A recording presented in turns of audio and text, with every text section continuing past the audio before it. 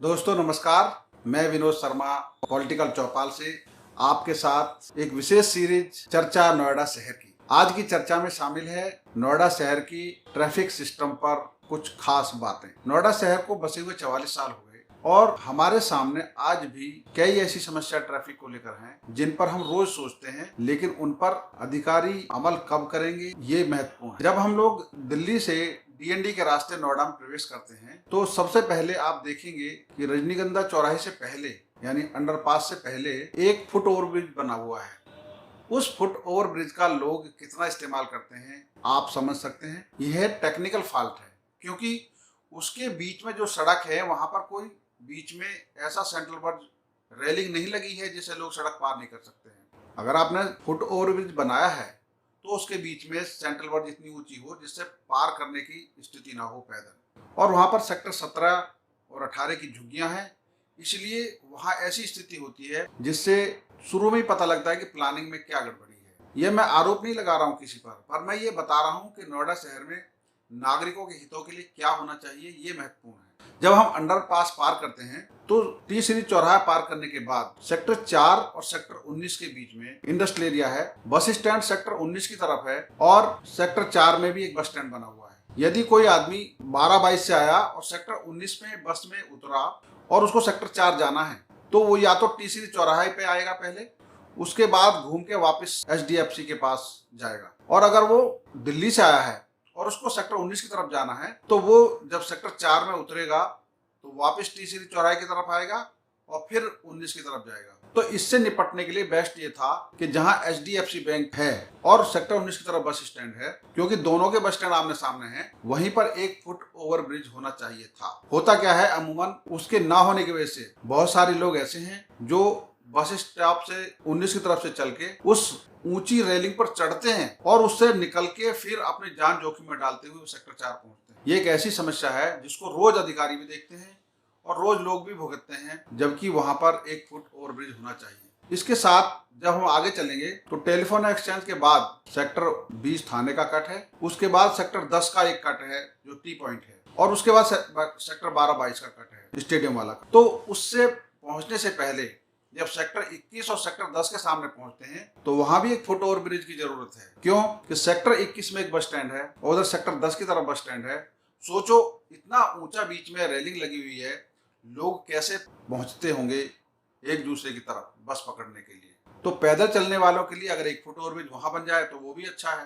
अब और आगे चलेंगे तो हम देखेंगे कि नोएडा स्टेडियम के पास और 12-22-56 तक वहां पे भी एक ना एक फुट ओवर ब्रिज की जरूरत होती है, चाहे वो क्योंकि एक इंटर कॉलेज है, एक गांधी स्मारक विद्यालय है और आगे जाके सब्जी मंडी है। तो इस पूरे मास्टर प्लान रोड नंबर 1 पर जो डीएनडी से चलता है सेक्टर 56 तक आता है, तो यहाँ पर कितनी दिक्कतें हैं ये मैंने आपको संक्षिप्त में बताया। इसके साथ साथ एक और चीज मैं आपको बताना चाहूंगा कि अगर आप रजनीगंधा से सेक्टर 56 तक बस में सवार होते हैं और बरसात का मौसम है तो आपके लिए वहां कोई बस शेड नहीं बना है। नोएडा को चाहिए कि वहां पर जगह जगह जहां जरूरत है वहां पर बस शेड भी बनाया जाए। यह रही MP1 रोड की बात।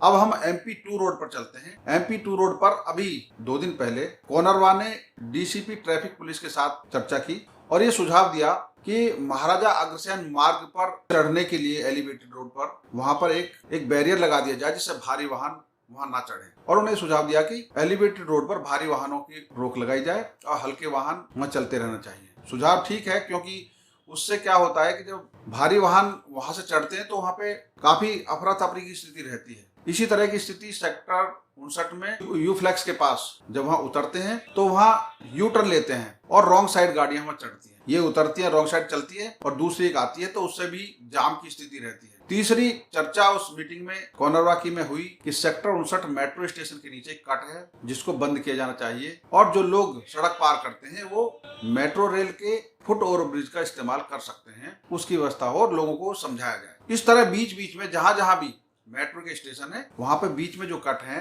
उनको सुविधा के हिसाब से या तो वहां पे कोई सिग्नल लगा दिया जाए ताकि कोई दुर्घटना ना हो। ये बातें हैं पैदल चलने वाले और बस स्टॉप जहाँ पे बस रुकती है वहां पे सवारी के हिसाब से उनको बरसात में गर्मी में उससे बचने के लिए कोई शेड है नहीं है, इन पे भी ध्यान दिया जाना चाहिए। तीसरी चर्चा, अब हम चलते हैं सेक्टर 37 वाले रोड से, जो आता है महामाया फ्लाईओवर से सेक्टर 71 की तरफ। वहां पे जो यू टर्न बीच बीच में बने हुए हैं, उन यू टर्न की स्थिति ज्यादा अच्छी नहीं है। जैसे अभी क्या है कि सेक्टर 32 मेट्रो स्टेशन से पहले जो टी पॉइंट है, वहां पर जो लोग सेक्टर 31 की तरफ से आते हैं वो पहले आगे जाते हैं और बस स्टैंड जो बस अड्डा है रोडवेज का, उसके आगे से यू टर्न लेके वापस आते हैं। जो यू टर्न है वो बहुत छोटा है, उसका डिजाइन फॉल्टी है। जब कोई भारी वाहन अगर उधर से आता है तो वो वहां से यू टर्न नहीं ले सकते हैं, उनको कई बार आगे या पीछे होना पड़ता है। और उसको सुधार करने के लिए कई बार ये मुद्दा उठा कि रोडवेज के बस अड्डे के ठीक सामने जो यू टर्न है उसको ठीक किया जाए। हालांकि थोड़ा बहुत उसमें मॉडिफिकेशन किया गया है, लेकिन इतना बढ़िया नहीं डिजाइन उसका जिस तरीके के और भी कई जगह। जैसे उदाहरण के रूप में मैं बताना चाहूंगा कि सेक्टर 14 और 15 के बीच में जो यू टर्न बने हैं वो बेहतरीन डिजाइन है। ऐसी डिजाइन के अगर यू टर्न पूरे नोएडा शहर में बनेंगे तो कहीं कोई दिक्कत नहीं आएगी। इसी तरह के यू टर्न और भी कई जगह बने हैं, तो उनको एक रोल मॉडल के रूप में डिजाइन को लिया जाए। और शहर में सड़क की चौड़ाई की वजह से हो सकता है थोड़ा डिजाइन चेंज करना पड़े, लेकिन जितने भी यू टर्न बने वो अच्छे बनने चाहिए। मेरा सुझाव ये है कि मास्टर प्लान रोड नंबर 1 जो DND से सेक्टर 56 तक जाता है उसको सिग्नल फ्री करने का काम जल्दी से जल्दी पूरा किया जाए। ये रही बात। ये एक चर्चा मैं ये जरूर करना चाहूंगा कि जो मेट्रो है, मेट्रो का सेक्टर 51 होशियारपुर के से लेके सेक्टर 72 की तरफ जो ग्रेटर नोएडा की तरफ मेट्रो जाती है, उसको जोड़ने के लिए वॉकवे बनाने पर जल्दी से जल्दी सभी प्रशासनिक अधिकारी विचार करें। अगर वो वॉकवे बन जाता है तो उससे न केवल यात्रियों को सुविधा होगी, बल्कि ग्रेटर नोएडा की तरफ जाने वाली मेट्रो का रेवेन्यू भी बढ़ेगा और उसमें आने वाले यात्रियों की संख्या भी बढ़ेगी। और इस संख्या को कई गुना बढ़ाया जा सकता है, क्योंकि जो लोग ग्रेटर नोएडा से मेट्रो में बैठते हैं वो नहीं चाहते कि वो नोएडा में आके पहले उतरें, फिर लंबा चलें, फिर दोबारा से स्टेशन पर चढ़ें और उसके बाद फिर वो बैठें। उससे अच्छा होता है कि वो पहले से ही ग्रेटर नोएडा से सीधे सेक्टर 94 के पास जाते हैं और वहां मेट्रो में बैठ जाते हैं। इसलिए यात्रियों की संख्या यहाँ कम है। इस संख्या को बढ़ाने के लिए जरूरी है कि वॉकवे बढ़ाया जाए, और वॉकवे बनाने से लोगों को सुविधा होगी, उसको लटकाने से कोई फायदा नहीं। क्योंकि 2015 से ही ये समस्या उठ रही है, 5 साल में आज तक इस पे वॉकवे पे कोई काम नहीं हो पाया। उसके अलावा मैं एक चर्चा ये भी करना चाहता हूँ कि जितने भी ई रिक्शे हैं, पहले उनके लिए रूट बने थे कि ये ई रिक्शे इस रूट पर चलेंगे। उनके ऊपर बोर्ड लगा था और उन बोर्ड पे बाकायदा उनका नंबर लिखा था, route number 7, route number 6, route number 5। उसकी वजह से वो आसानी रहती थी और आने जाने। धीरे धीरे व्यवस्था समाप्त हो गई और उसके बाद उन्होंने अपनी राह खुद खोज ली और जो जिधर जाना होता है वो उस रूट पे चलते रहते हैं और वो सड़क के किनारे जहां मर्जी खड़े होते हैं। कॉर्नरवा की मीटिंग में एक बात बड़ी अच्छी उठी, जिसमें इस बात पे भी चर्चा हुई कि शहर में प्राइवेट बसों के लिए कोई अड्डा नहीं है। हर शहर में सरकारी बस अड्डे के साथ साथ प्राइवेट बसों का भी एक अड्डा होता है। गाजियाबाद में है ऐसा, लेकिन यहाँ क्या है कि यहाँ यूपी रोडवेज का एक बस अड्डा है जो सेक्टर 35 में है। और उस बस अड्डे में भी 2006 में जब बस अड्डा शुरू हुआ था, उसके बाद से कोई खास उस पर काम नहीं हो पाया है। कई बार उत्तर प्रदेश सरकार ने कहा कि यहाँ पर मल्टी स्टोरी बिल्डिंग बनेगी, शानदार बस अड्डा बनेगा और यहाँ यात्रियों के लिए बिल्कुल बेहतरीन अंतर्राष्ट्रीय स्तर की ऐसी सुविधा मिलेंगी जो लोगों को अच्छी लगेंगी। लेकिन जब लोग सेक्टर 32 मेट्रो स्टेशन से उतरते हैं, उसके बाद जब वो बस अड्डे पे जाते हैं तो उनको वो नोएडा शहर की नाम की अनुकूल का बस अड्डा नहीं मिलता है। इस बारे में मेरी खुद उस समय के जो अब वर्तमान प्रदेश अध्यक्ष हैं बीजेपी के और उस समय परिवहन मंत्री थे स्वतंत्र देव जी से बात हुई थी और उन्होंने उस समय इस पर चर्चा की थी। उन्होंने कहा था कि बिल्कुल नोएडा में एक प्राइवेट बस अड्डा भी होना चाहिए। उनके ना होने की वजह से प्राइवेट बसें सड़कों के किनारे खड़ी रहती हैं। उनको आप नोएडा स्टेडियम के पास देख सकते हैं, 12-22 की तरफ देख सकते हैं।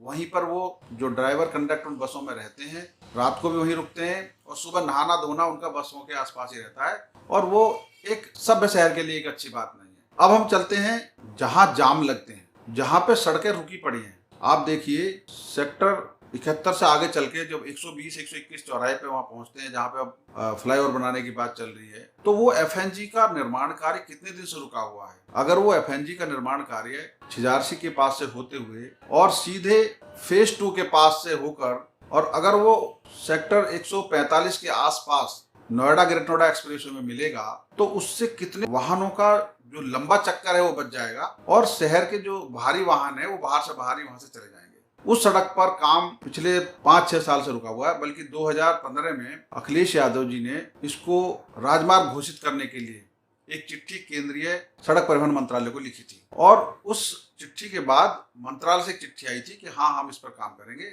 और ये एफएनजी का एक हिस्सा है जो गाजियाबाद, नोएडा, फरीदाबाद की तरफ जाता है। और उसके बाद से ये प्रक्रिया रुकी पड़ी है। इसको लेकर बीच में सांसद डॉक्टर महेश शर्मा जी और विधायक पंकज सिंह जी ने भी नितिन गडकरी से मुलाकात की थी और इस मुद्दे को उठाया था, लेकिन इस पर अभी तक कोई काम नहीं हो पाया है। यह काम भी जल्दी से जल्दी किया जाए तो नोएडा शहर का जो ट्रैफिक सिस्टम है, जो भारी वाहनों को शहर के अंदर से जाना है या एलिवेटेड रोड से जाना है, उसकी जरूरत ही नहीं पड़ेगी। अगर उनको नोएडा से ग्रेट नोएडा की तरफ जाना है तो वो इस रास्ते से भी जा सकते हैं और इस पर काम होना चाहिए। अब हम चर्चा करेंगे 12-22 टी पॉइंट से लेकर सेक्टर 49 तक। सेक्टर 49 में आजकल एलिवेटेड रोड पर काम चल रहा है, तो इस सड़क को आने वाले दिनों में अगर हम सेक्टर 47-48 तक सिग्नल फ्री कर सकते हैं तो ये भी जो लोग ग्रेट नोएडा से आ रहे हैं और उनको सेक्टर 101-104 से होते हुए सेक्टर 12-22 की तरफ आना है तो वो सिग्नल फ्री आ सकते हैं अगर इस रोड को बेहतर कर दिया जाए तो। पिछले